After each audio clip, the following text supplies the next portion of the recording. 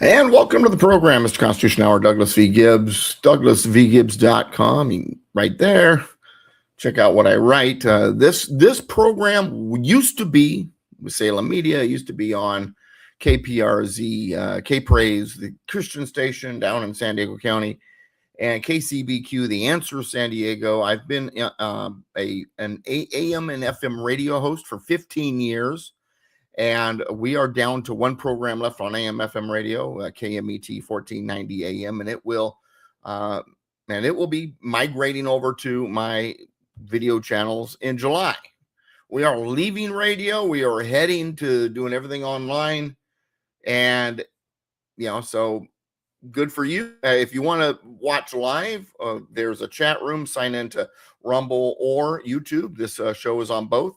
I tried the BitChute thing. A, it was getting even less viewers, and B, the live streaming thing there is a pain in the keister. So YouTube, Rumble, both of them, Douglas V. Gibbs. That's all I got to do. Rumble.com/Douglas V. Gibbs, YouTube.com/Douglas V. Gibbs, or better yet, just follow this show. Subscribe, follow, whichever it shows you. Get your notifications.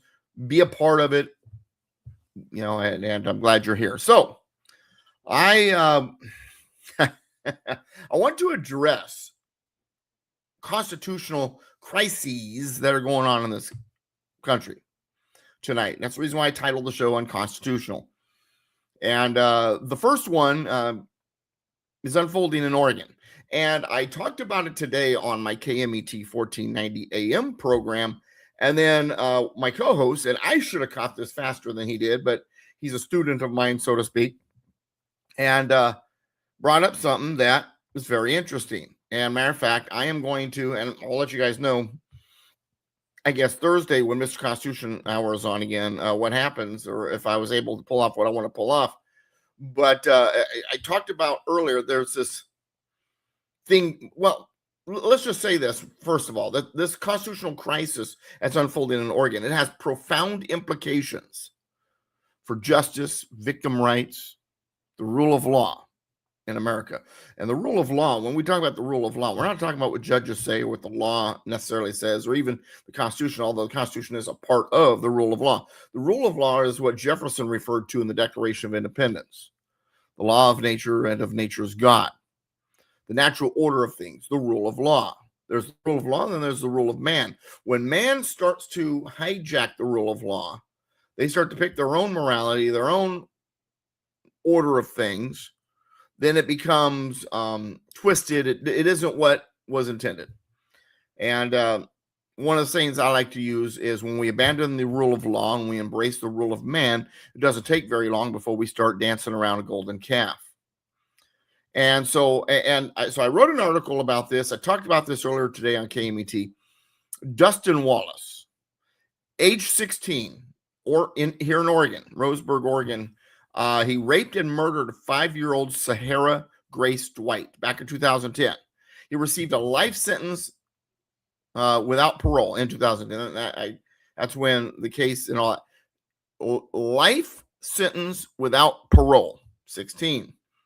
Judge Randy Garrison at the time explicitly stated that Wallace poses, quote, poses too great a risk to the public ever to be allowed free.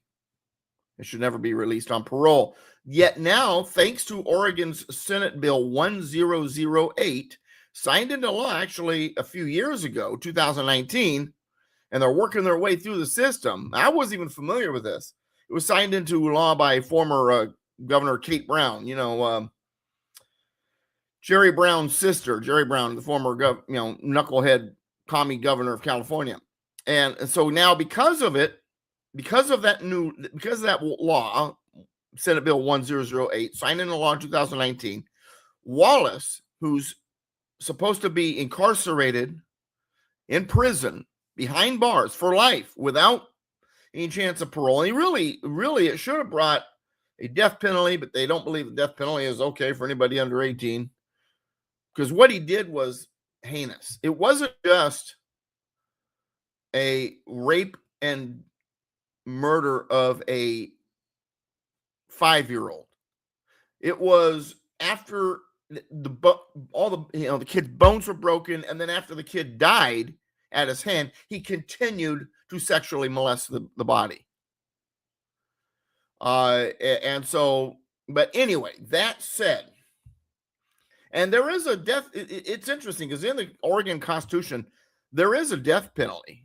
Yeah, death penalty is on the books, but they don't use it. It's been one of the governors put a moratorium on it, and it's just sitting there, not being used. So life imprisonment without parole. But because of this law, the Senate Bill 1008, Wallace is eligible for parole with a hearing scheduled for June 3rd. Now, what I want to focus on is the constitutional crisis this represents. And understand, what I'm talking to you about, I am going to try to get to the right people here in Oregon. Because, see, the Constitution, Article 1, Section 10 of the United States Constitution explicitly states, no state shall pass any ex post facto law. It's not a suggestion. It's a fundamental prohibition that protects citizens from arbitrary government action. Ex post facto law means retroactive. No retroactive law allowed. Senate Bill 1008 is retroactive in its application, changing the legal consequences for actions already committed and sentences already imposed. It's saying, okay, this happened to you in the past, but with this law, we are going to change your sentencing or give that opportunity retroactively. By definition, this is an ex post facto law, precisely what the Constitution forbids. The legal precedent, and by the way, good to see a Short Bus, and kind of agreeing with me on this guy Wallace. What he should be receiving is, not a life sentence, but a death. Should be. Short Bus says they should be hung by his junk at least 200 feet above the ground.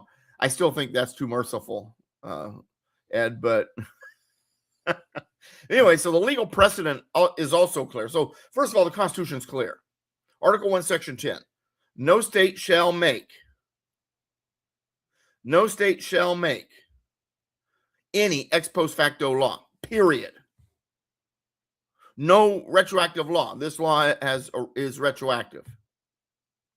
The legal precedent is also clear. The Supreme Court has consistently held that laws that retroactively alter punishments or legal consequences violate the ex post facto clause. In 1798 case, Calder v. Bull, the court defined ex post facto laws as those that aggravate a crime or make it greater than it was when committed or change the punishment and inflict a greater punishment than the law annexed to the crime when committed. Of course, here's the thing.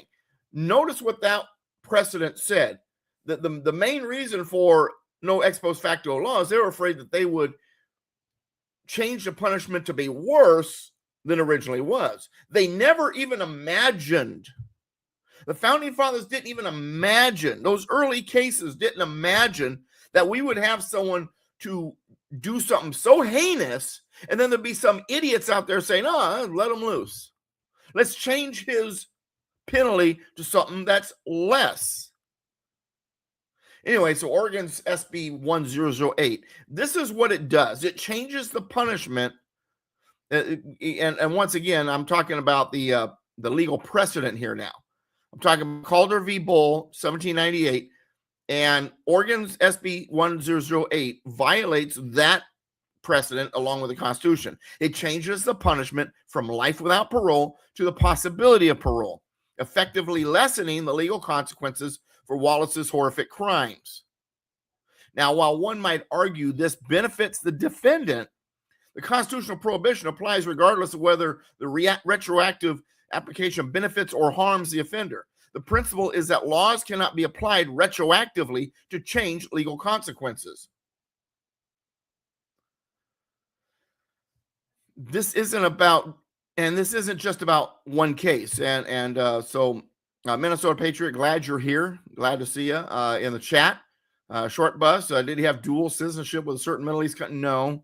No, he's, in fact, if I understand properly, this kid was the stepbrother or something like that, or of, under the mother or something like that. So, but anyway, yeah, it's heinous stuff. But anyway, my point is, this isn't just about this case. It isn't about, just certain cases. This is about preserving the rule of law and constitutional protections that form the foundation of our legal system. If we have states passing retroactive laws to alter sentences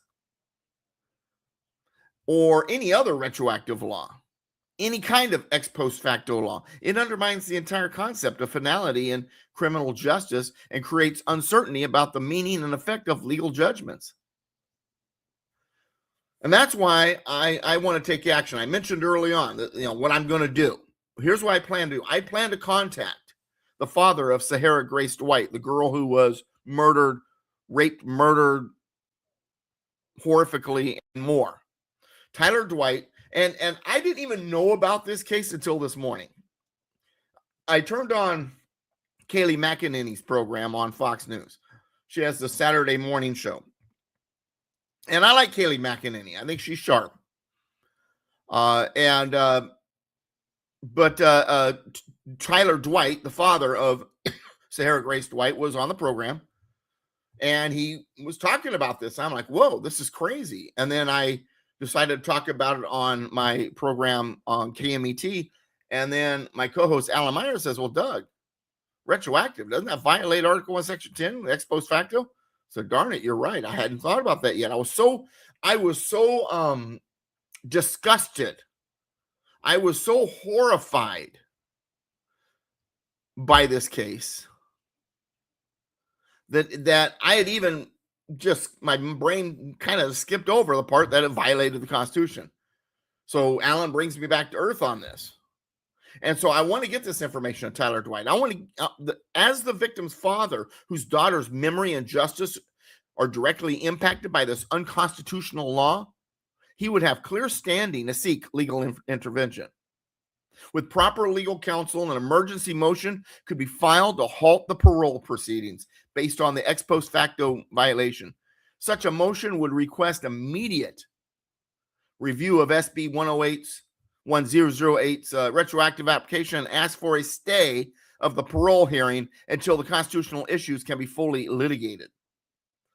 The legal argument is straightforward. SB 1008's retroactive application violates Article 1, Section 10 of the United States Constitution by changing the legal consequences of Wallace's actions after the fact.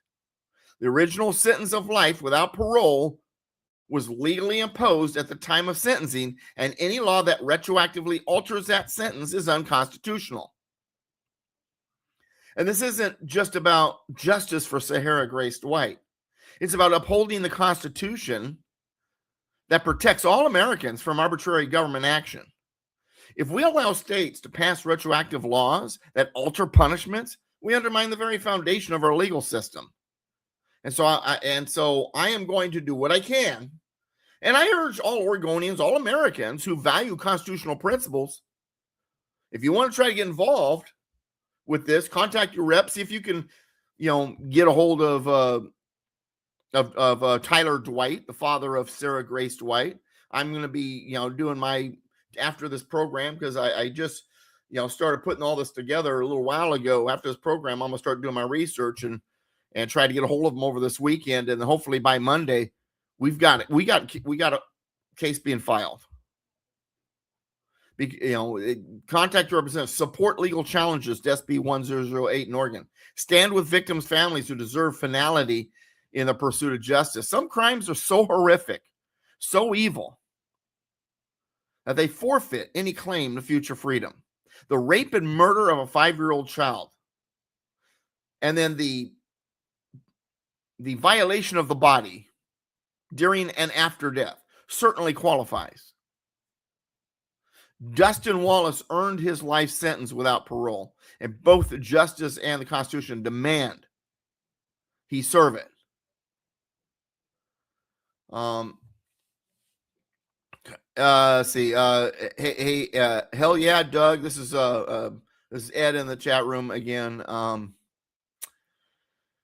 yeah, Doug. And I'd add that the Constitution is a contractual agreement between us and the government, and the government is in breach of contract. Apply that with Madison, Marbury v. Madison. Shut it down. Ed, you might have a point there. Absolutely. And there are a number of key cases here that serve as precedent. I'm gonna write another article. I wrote an article about what happened. I'm gonna write another article about the constitutionality part. I'm going to bring in those precedents. We're gonna try to get a hold of Mr. Tyler Dwight. We're gonna do what we can. So I'll keep you guys posted. All right, second segment. Second thing wanted to talk about, and all of these things tonight are all about constitutionality or unconstitutionality. The name of the show tonight is Mr. Constitution Hour Unconstitutional. There's four things that are just pressing right now that need the constitutional discussion. So the next one is a fundamental threat to our constitutional system that's creeping. You ever heard of creeping incrementalism? Creeping incrementalism is what the left has been doing since the beginning. Slowly, incrementally creeping in. It's the boiling frog thing, right? Well, now we've got it creeping into our community, something else that's also an ally of the left. Even though they fundamentally have a lot of differences, they have one enemy, us.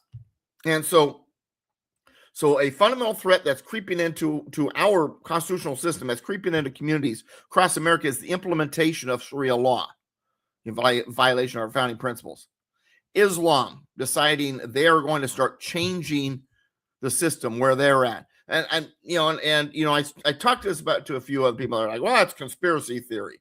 And then, I was looking some stuff up, and you got a whole bunch of fact checkers say, well, that's not true. There's no Sharia law in any cities. And a lot of people, fact checkers, the left, have dismissed concern about Sharia law in America. As saying that they're nothing more than conspiracy theories. The evidence, though, tells a different story. All you got to do is open your eyes. All you got to do is take a look. From reports of Sharia-compliant zones in cities like Dearborn, Michigan, to attempts to establish Islamic legal systems parallel to our own, we're witnessing a systematic effort to supplant American constitutional principles with a foreign legal framework. I mean, this problem isn't just theoretical. It's happening right now in front of us. New York City, thousands of Muslims regularly shut down streets for public Islamic prayer, and you've got an Islamic mayor that's not going to stop it. In Texas, there are documented attempts to establish Sharia-compliant communities that operate outside American legal norms.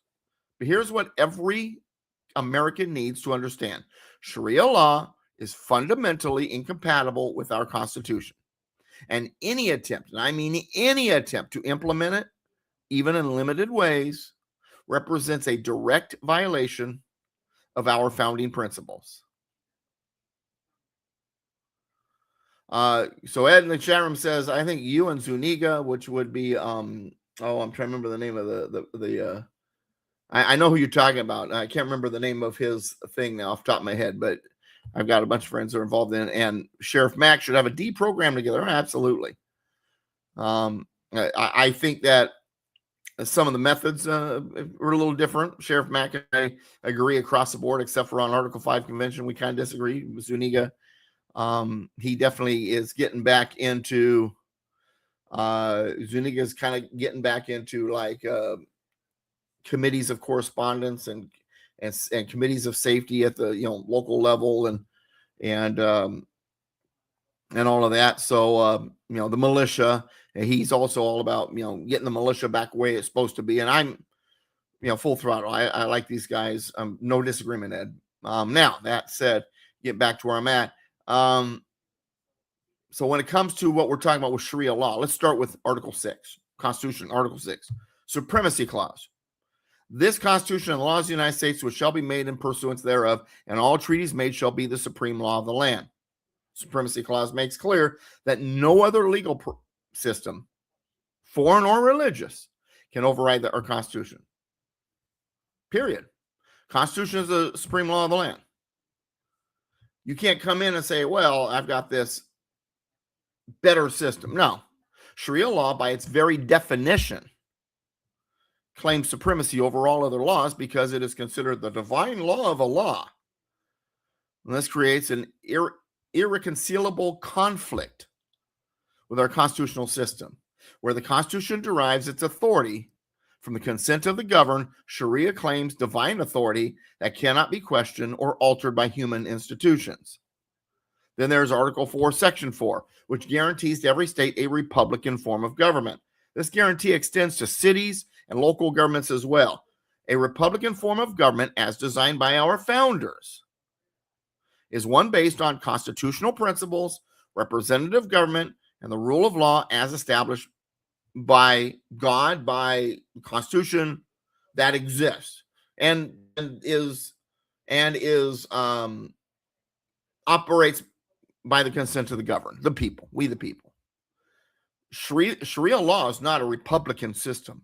It's a theocratic one that places religious authorities above the people and substitutes divine command for popular sovereignty. Its implementation in any American community would violate the constitutional guarantee of republican government. There's nothing wrong with believing that your God, Allah, or the Christian God, or whatever, that is above government. I believe that God, as a Christian, comes first and is above the government. But I don't believe that there should be a theocracy where suddenly Christians should be running the place. That's what the Constitution is for. That's the reason why in the First Amendment it says that there will be no established church. That isn't to say, though, the opposite extreme, that there shouldn't be a Christian foundation, or we shouldn't be believers, or we shouldn't have our faith influencing our decisions. That's not what that says.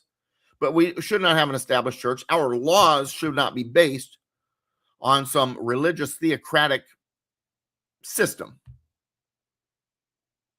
Sharia law rejects fundamental premises of American society and values. It rejects the principle that the governed have a right to make law for themselves. It rejects democratic principles in our republican government, in our republic governed by the Constitution. It rejects freedom of conscience and individual liberty. It rejects freedom of expression, particularly the right to analyze or criticize Sharia. It rejects economic liberty and private property rights as we understand them. It rejects equal treatment under the law, 14th Amendment, right? Particularly between men and women, Muslims and non-Muslims. It rejects freedom from cruel and unusual punishment, 8th Amendment.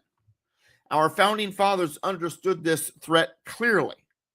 In 1786, Thomas Jefferson and John Adams met with the emissary of the Islamic potentates of Tripoli, who explained that Islamic law commanded them to make war upon non-Muslim nations and enslave those they could capture. John Quincy Adams later wrote that Islam's essential principle is the subjugation of others by the sword, and that commands of the prophet may be performed alike by fraud or by force. This isn't about religious freedom. Muslims in America are free to worship and follow their religious principles in personal matters. The line is crossed when those religious principles are imposed on others through the public legal system, which is precisely what Sharia law demands. You have a right to practice your religion. You don't have a right to use the law or the system to force everybody else to do so too, or to celebrate what you believe or anything like that. The Constitution establishes clear boundaries, preventing any religious legal system from superseding American law. The First Amendment's Establishment Clause prohibits government from establishing any religion as the legal foundation for laws binding on all citizens. The 14th Amendment's Equal Protection Clause guarantees equal protection regardless of religion. And the Supremacy Clause establishes the Constitution as the supreme law of the land. Now, there's those out there might argue that Sharia law only applies in voluntary contexts like religious arbitration, but this ignores the expansionist nature of Sharia, of Islam, which seeks to govern all aspects of life, public and private. What begins as voluntary compliance inevitably becomes coercive as communities become more dominated by Sharia principles. Solution is clear. We've got to enforce our existing constitutional protections against any attempt to implement Sharia law in America. 14 states have already enacted foreign law bans targeting Sharia, and new federal legislation is pending in Congress. These laws simply reinforce that what the Constitution already makes clear, that no religious legal system can override our civil law. This isn't about tolerance. It's about preserving our constitutional system. America welcomes people of all faiths. We welcome people from other countries, other belief systems, other ideas, but we can't accommodate legal systems that reject our fundamental principles. Sharia law and the Constitution cannot coexist because they represent fundamentally different sources of authority and different visions for society. The choice is between a government of the people, by the people, and for the people, or a government that claims divine authority and demands submission. Our founding fathers made the choice clear, and we've got to defend it. So Ed in the chat room, Colin Wood, for those of you who are looking at the chat room, or as some of us like to call him, Short Bus, on Tuesdays, I am on MrConstitution.com. That's mr-constitution.com. It's my friend Ron Partain's Untold History channel, and Colin would appear in there as real special ed, so that's the reason where we get the Short Bus from. And he says, I reject Sharia law and Noahide law, Constitution above all, but what the Declaration of Independence talks about, which is nature's law and nature's God. Right, and the laws of nature and nature's God. What that's saying, Short Bus, is rule of law. The rule of law is based on the natural order of things. God created the natural order of things, so it's a godly thing. But the natural order of things, the way things would naturally operate, it is natural for the moon to orbit around the earth. And it will keep doing that as long as it is naturally allowed to do so. When something unnatural disrupts that, let's say a comet hit it and knocked it off orbit, then there's going to be destructive ends. So the idea of natural law, the laws of nature and nature's God, is that you allow things to operate the way they're supposed to naturally without disrupting them, like the orbit of the moon. It is natural for us to desire to do better for ourselves. It is natural for us to want to live, to have life, to seek liberty, to have a place to live, to feed ourselves. That's all a natural part. So that's all natural law, and government's not supposed to interfere with that.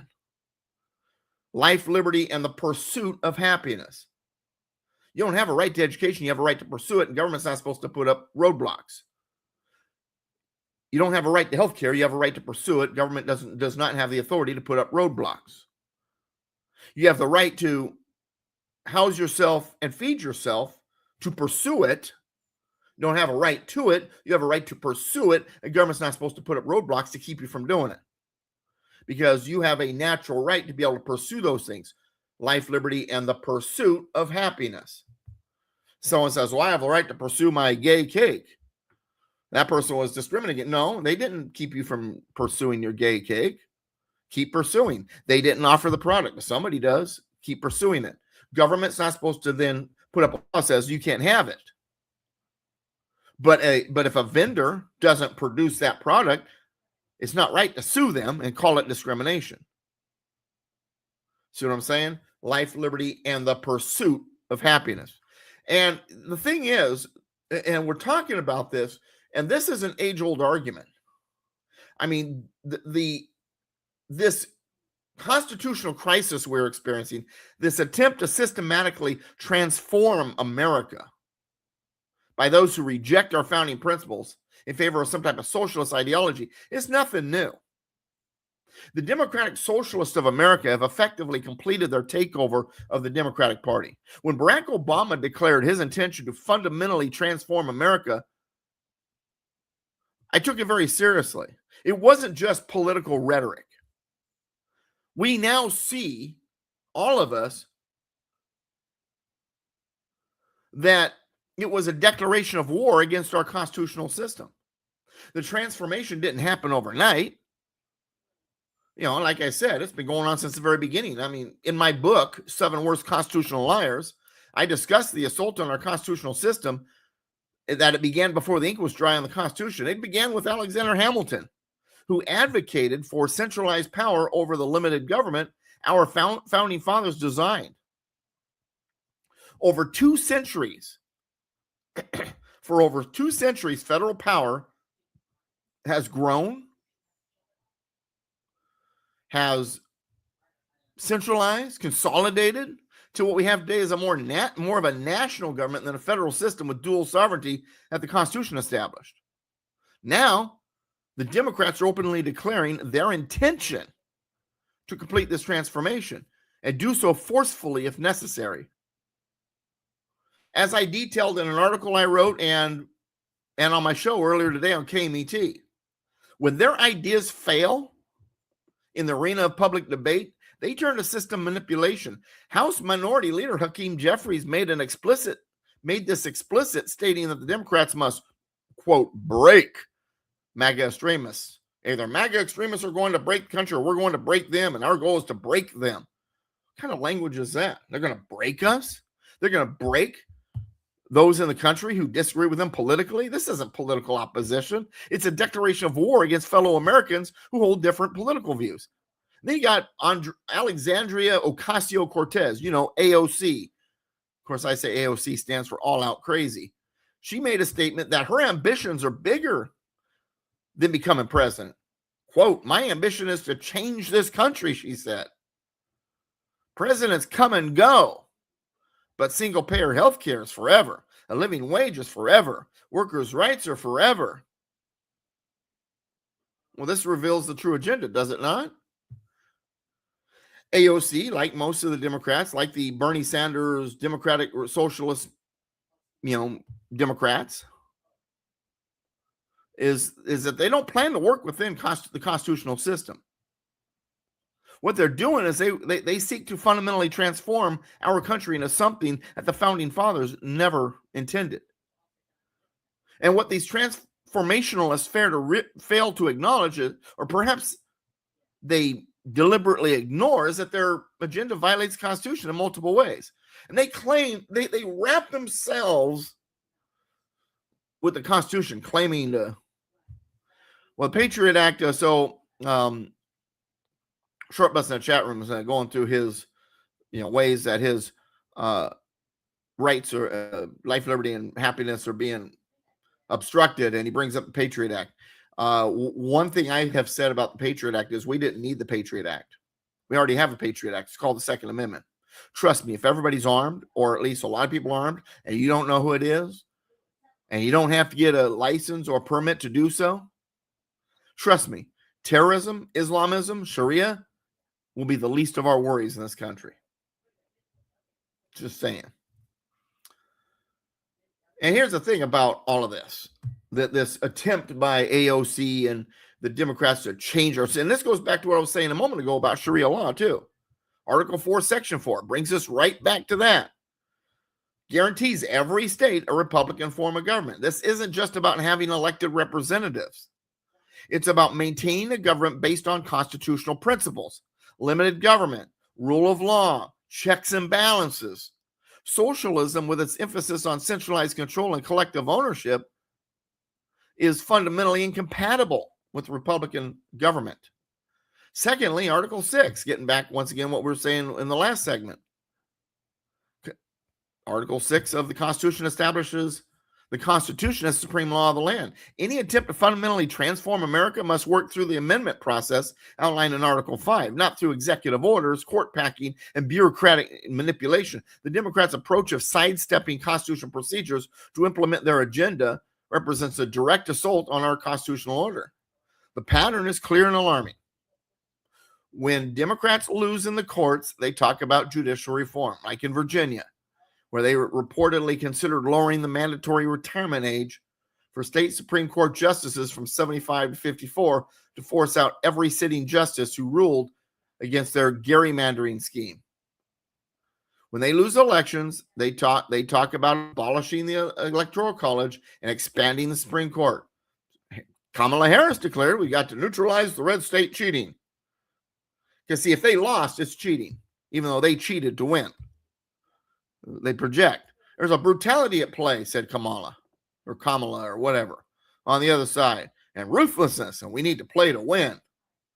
See, it's not about doing the right thing. It's not about having a good agenda. It's not about bringing about policy ideas that are good for America. It's about power to them. It's about beating the other side.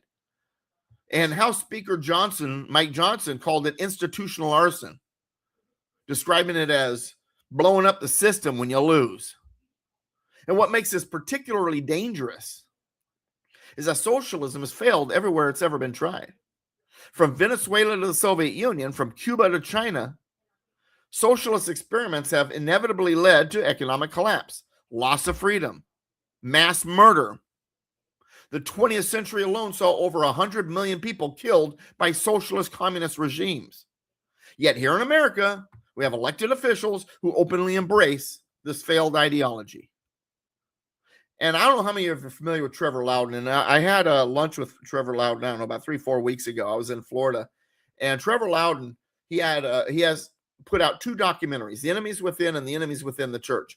And in his documentary, The Enemies Within, the documentary revealed that at least 100 members of Congress couldn't pass the background check to work in the buildings they serve in because of their connections to communist and Islamic terrorism.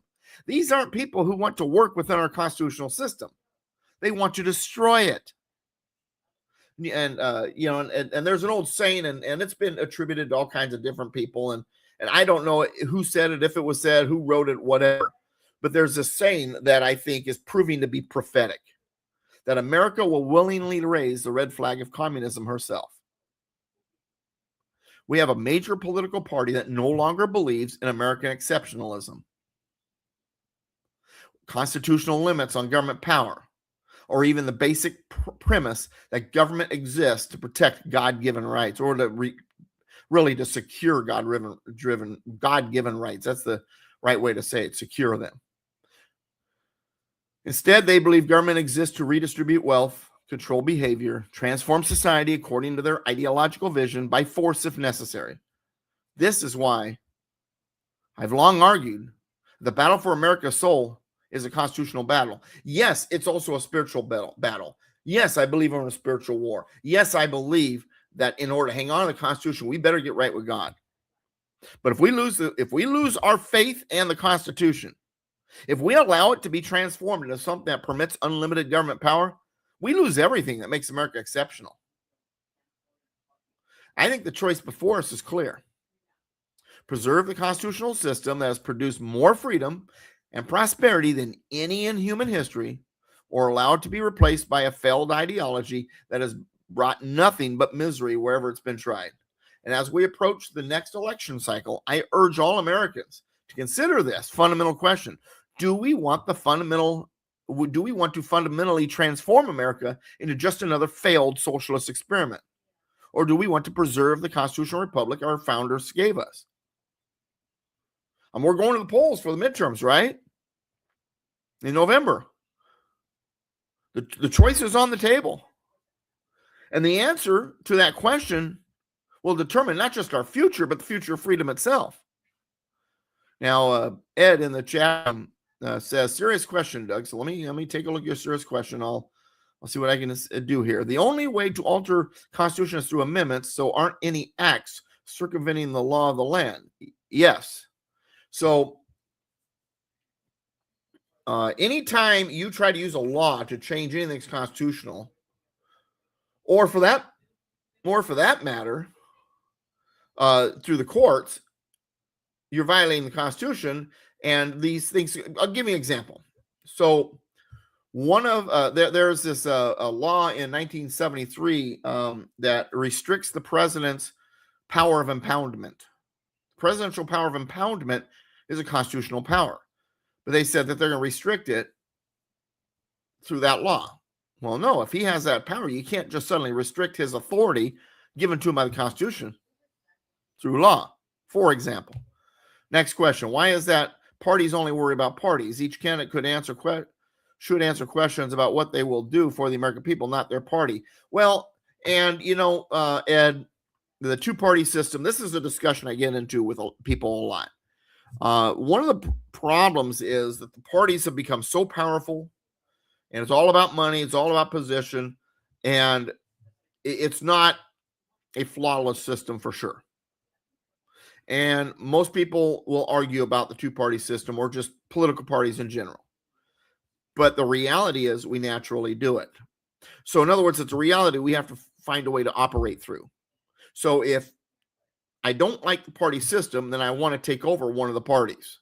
That's what Trump and MAGA has essentially done with the Republican Party.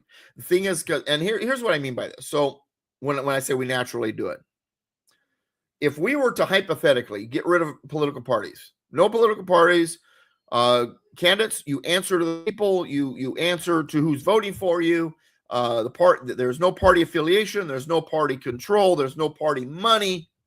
First of all, they try to do that in some cities and even counties where it's where they call them nonpartisan positions. And so, like I remember where I used to live in Murrieta, California, and your candidates for city council, it's non-party, right?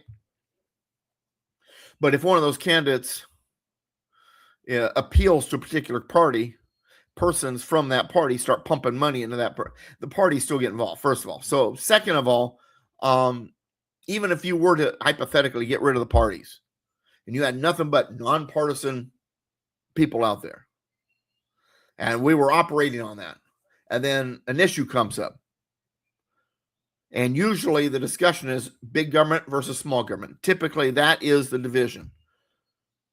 And the issue comes up, and people who want more government regarding that and people who want smaller government regarding that then will form two groups. Birds of a feather flock together, right? And then once they're all gathered in their little group, they'll organize, they'll pick leaders, and boom, you have your parties. We do it naturally. So I'm while I agree with you that the parties drive me nuts, the fact is we naturally do it.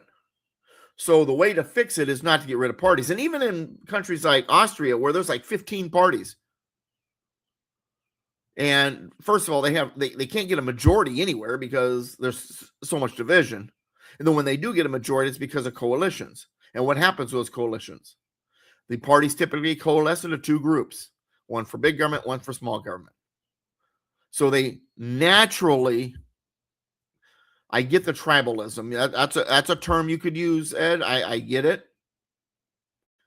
It's unfortunate. That's human nature.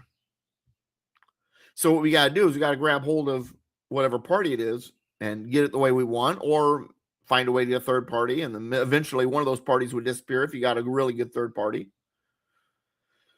I mean, once I think that if we're able to get rid of the election fraud and all the deception, and that the mainstream media actually was honest in their reporting, the Democratic Party would have no future. It'd go the way of the Whigs and the Federalist Party. Federalist Party by the 1820s couldn't win any elections. They couldn't win any major elections shortly after 1800. And by 1820s, they were gone. And there was only one party for a while, the Republican Party, which it's not today's Republican Party, it was the Jeffersonian Party.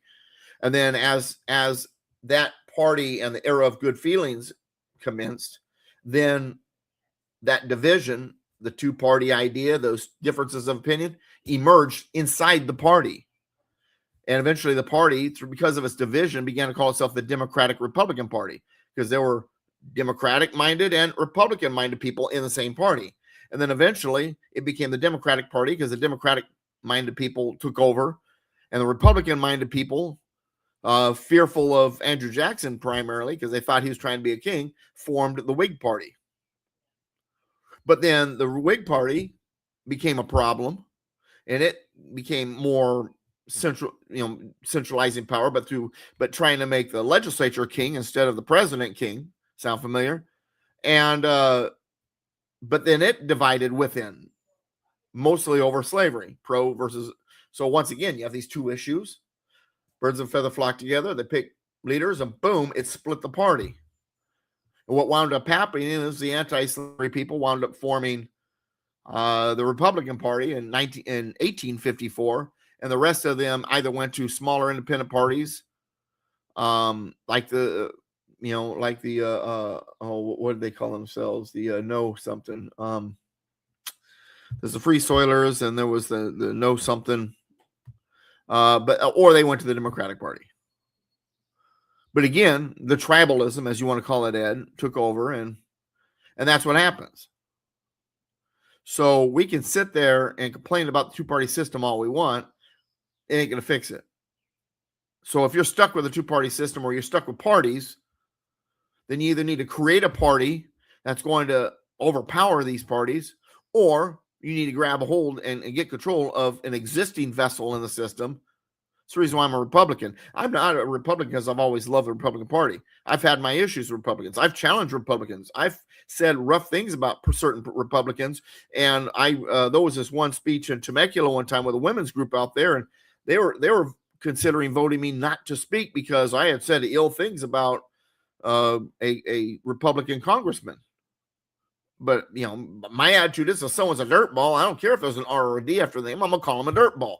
I'm going to point out what's wrong with them. And I did so with this guy, but because he had an R after his name, all the Republicans are mad at me. Oh, Doug, the 11th commandment, you say no ill about. No. That's true. You don't say ill about, fellow Republicans if they are actually Republicans. But if they're dirtballs, if they're doing things that are not in line with, then I'm saying something. I'm an American. To me, it's that real easy, says that. I agree. And problem is we do have identity politics, and the Democratic Party in particular is really good at it. That's the reason why one of the things I've appreciated about Donald Trump and something I appreciate about Reagan is when they spoke, it was we. Not I, not you, not this group, not that group. We are in this together. We, as Americans, can do this. We can make America great again. All right, last thing I want to talk about, and it gets back to kind of this stuff in the left. And I'm going to go now to California here. I began with Oregon. I'm into California. And California is attempting to shield its election manipulation from federal oversight. Governor Gavin Newsom just signed Senate Bill 73 into law, which prohibits federal agents from accessing voter rolls or election technology without a court order. It also restricts law enforcement from disrupting election workers, except in public safety emergencies, and makes it a crime to knowingly remove voted ballots from the custody of election officials, which is already unlawful anyway. Newsom framed it, though, as protection against legitimate anxiety about the Trump administration's actions. He claims he expects the worst with Trump because he's done the worst. These people, they project so brilliantly. And Trump is this, fire-breathing dragon, and it's the same straw man argument that we hear endlessly. Trump wants to send armed guards to polling places. He wants to be king. He wants to intimidate voters. He wants to, get rid of the election and just stay king. All of it's absolutely ridiculous. But here's what's really happening. California is trying to create a constitutional shield around its election manipulation activities. This law directly responds to Riverside County Sheriff Chad Bianco's seizing more than 650,000 ballots from a November 2025 special election while investigating vote count discrepancies. In other words, Newsom is trying to make it against the law to investigate criminal activity in elections. And instead of addressing the potential fraud, California is criminalizing the investigation. Now, understand that elections are an interesting animal. Article 1, Section 4 says that elections belong to the states. However, it also says that Congress may make laws to regulate if they have problems with what the states do and so on and so forth. So federal law, then, if it exists, takes precedent over state law when it comes to elections. So that makes elections a fundamentally federal in nature. Once again, it's up to the states to run their business. Federal government stays out, lets the states do their thing typically. They make their decisions on how they're going to do it. But if it is in a manner the federal government don't like, Congress can make law. So federal law is going to, for lack of a better way of saying it, trump state law when it comes to elections. And Congress has clear constitutional authority to regulate federal elections under Article 1, Section 4. California cannot pass laws that supersede what a federal law says or federal authority over federal elections. It's like a state trying to pass a law prohibiting FBI agents from investigating bank robberies. It's ridiculous, it's stupid, and it's unconstitutional. This pattern of manipulation, when Democrats can't win in the arena of ideas, this is exactly what I've been saying they've been doing for the longest time. When electoral defeat looms, they don't adjust their policies. They manipulate the system itself. Getting back to what Hakeem Jeffries said, either MAGA extremists are going to break the country or we're going to break them. The brazenness of these Democrats, it's astounding. Example, look at Los Angeles Mayor Karen Bass. Recently filmed herself giving a speech to supporters while casting her ballot. Clear violation of electioneering laws in California that prohibit political activity within 100 feet of polling places. Spencer Pratt, her mayoral opponent, filed a formal complaint noting that Bass is so accustomed to breaking the law with no accountability, she even filmed herself doing it. And she may not even know it was illegal, or she just thinks she's so above the law, who cares? They can't touch me, I'm mayor, right? And this isn't just about one law or one violation. It's about a systematic assault on the constitutional order. When Democrats lose in court, they talk about judicial reform. Get back to Virginia. We mentioned this earlier, right? You considered lowering the mandatory retirement age for state Supreme Court justices from 75 to 54 so they could force out any sitting justice who ruled against their gerrymandering scheme. When they lose elections, they talk about abolishing the electoral college or expanding the Supreme Court. And as Kamala Harris declared, we've got to neutralize this red state thing, cheating. There's a brutality at play on the other side and a ruthlessness, and we need to play to win. Once again, House Speaker Mike Johnson called it institutional arson, blowing up the system when you lose. Now, the Save America Act would put an end to these California election games. I mean, they're already violating law anyway with their new laws. But if we get the Save America Act in place, I mean, even without, the Constitution already prohibits what Newsom is doing. But Save America Act gets in place, federal government will have clear authority with a recent law to ensure the integrity of federal elections. And no state law can legitimately restrict that authority. Now, what makes this particularly dangerous is that it creates a two-tiered system of justice. While federal agents are barred from investigating potential election fraud in California, state officials like Karen Bass can openly violate election laws with impunity. This isn't about protecting elections. It's about protecting the mechanisms Democrats use to manipulate them. The hypocrisy is breathtaking. Democrats claim they want to protect democracy while systematically undermining the constitutional principles that make our system, our republic, have any democratic principles. They want federal oversight when it benefits them. They want to block federal oversight when it might expose their manipulation. Now, this is why the upcoming election is so crucial. If Democrats gain more power, they'll continue this pattern of system manipulation, changing rules, packing courts, and undermining constitutional protections until they can't lose. The only thing standing in their way is the Constitution and the American people who still value it. As we approach these critical elections, I urge Americans to remain vigilant. When you see laws like California's SB 73 that attempt to shield election manipulation from federal oversight, recognize them for what they are, unconstitutional power grabs designed to ensure Democrats never lose again. The choice is clear. Preserve the constitutional system that protects free and fair elections, or allow it to be replaced by a system where outcomes are predetermined by those willing to violate the Constitution to maintain power. Now, that all said, I always try to pay attention to the chat room. And Ed, you are asking a question that I have gone over so many times. I've made videos about it. I've written articles about it. I suggest you look for them. Heck, I'll even get Warhamster on next Thursday. And we'll talk about it if you want. And what I'm referring to is Ed in the chat room says, I think there might be something to this Organic Act of 1871. Our country seems to be operating under corporate law as opposed to constitutional law. So while I agree that the Democrats and the left and the deep state and establishment Republicans, the swamp, all operates in a manner that kind of fits that description, the idea behind the Organic Act of 1871 that it made the United States corporation is false.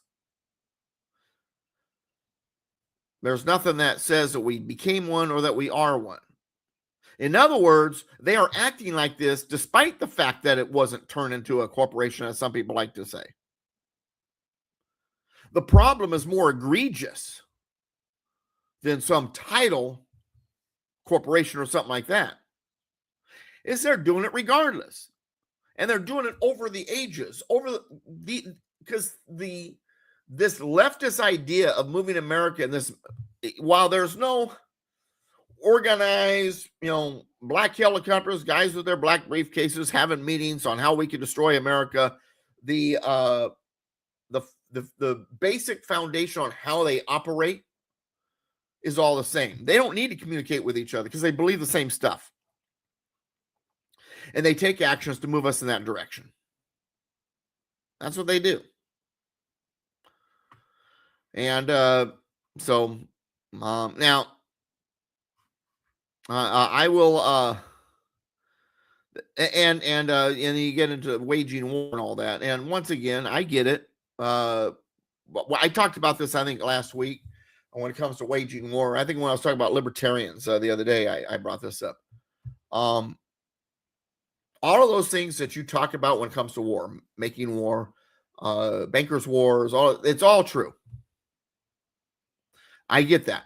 Totally get it. However, I don't chase extremes. Yes, typically you have puppeteers making sure there's wars. You have people benefiting financially through power from wars. Sometimes, however, wars are necessary. We are supposed to follow George Washington's advice not to get engaged in foreign engagements. If it doesn't directly concern us, let's not get involved in it. I don't want forever wars. I don't want to get involved in conflicts that is not ours. However, sometimes they're necessary. We are the only country in the world capable of and willing to make sure that the crazy Shiite, apocalyptic future believing crazy people, entanglements, thank you. What did I say? Foreign entanglements is what I meant. Engagements. I said engagements. I meant entanglements. Thank you. But we were the only ones that could stop Iran from getting the nuclear bomb. And it's not good for anybody because they wouldn't hesitate to drop them because of what they believe. So I believe that the Iran move was a smart one. If it is what it's advertised as, to stop them from getting the nuclear weapon. And it was also part of a broader scheme to weaken China. Because we're at war with China too, but in a different way. Now, that said, I want it to end as soon as possible. I don't like long wars. I don't want our boys' boots on the ground.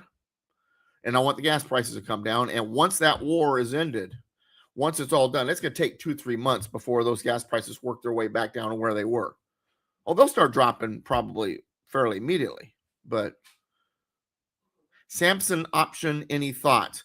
I am not familiar with that term unless you're talking about the biblical version. Say what you mean in the chat and I'll respond. I got like a minute and a half left. While Ed is considering what to type, united we stand, combined we kick butt. God bless America, my friends. God bless you. I appreciate the fact that you watched this. If you watched it later, you missed it live, and most of you did. It became the Doug and Ed show in a sense, with Ed in the chat room. And at the very beginning, we had somebody else in the chat, a Minnesota Patriot. But I would love to. I don't want necessarily Israel to have nukes, but they have nukes. But I don't know. But I don't want them using them. That said, I'm responding to Ed again in the chat room. That said, it's inevitable. Something's inevitable. It's going to happen. And I'm a firm believer when it comes to prophecy that the canary in the coal mine is Damascus. Can't remember if it's Isaiah or Ezekiel. I think it's Isaiah. I want to say it's Isaiah. One of the things on the prophetic clock is the complete destruction of Damascus.